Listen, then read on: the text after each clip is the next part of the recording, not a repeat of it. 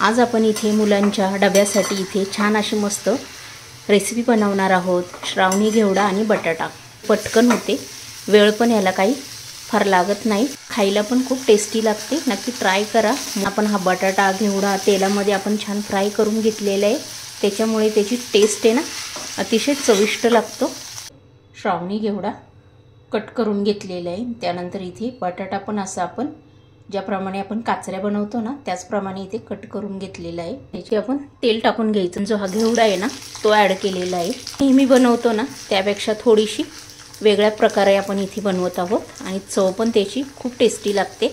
आणि इथे जो बटाटा घेतला होता ना तो बटाटा पण आता आपण याच्यामध्ये ॲड केलेला आहे। इथे मी पावशर श्रावणी घेवडा घेतलेला आहे, 2 बटाटे घेतलेले, ते छान आता याच्यामध्ये आपण एक 2-3 मिनिटं फ्राय करून घ्यायचे। हे बघा छान मस्त आपला घेवडा आणि बटाटा फ्राय झालेला आहे। आता आपण हे काढून घेऊया।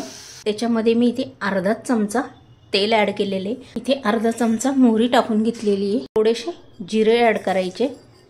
इथे मी असा उभा लसूण चिरून घेतलेला आहे, पण इथे ॲड केला। 2 हिरव्या मिरच्या इथे कट करून घेतल्या, त्या पण टाकून घेतल्या आहेत। त्यानंतर इथे थोडासा कढीपत्ता ॲड करायचा। इथे काही जास्त आता आपल्याला तेल टाकायची गरज नाही आहे, ऑलरेडी आपण घेवडा आणि बटाटा फ्राय करून घेतलेले आहे। टिफिनसाठी तुम्ही नक्की ही भाजी ट्राय करून बघा। थोडीशी कोथिंबीर पण टाकून घेतली। मसाल्याच्या डब्यामध्ये जेवढे काही मसाले असेल ते तुम्ही इथे अर्धा चमचा घेऊ शकता। छान याच्यामध्ये फ्राय करून घ्यायचे।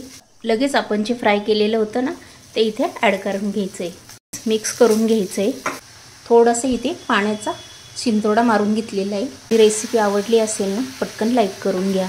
चॅनलवर जर नवीन असेल ना सबस्क्राइब करून घ्या। नेक्स्ट व्हिडिओमध्ये पुन्हा भेटूया, तोपर्यंत बाय।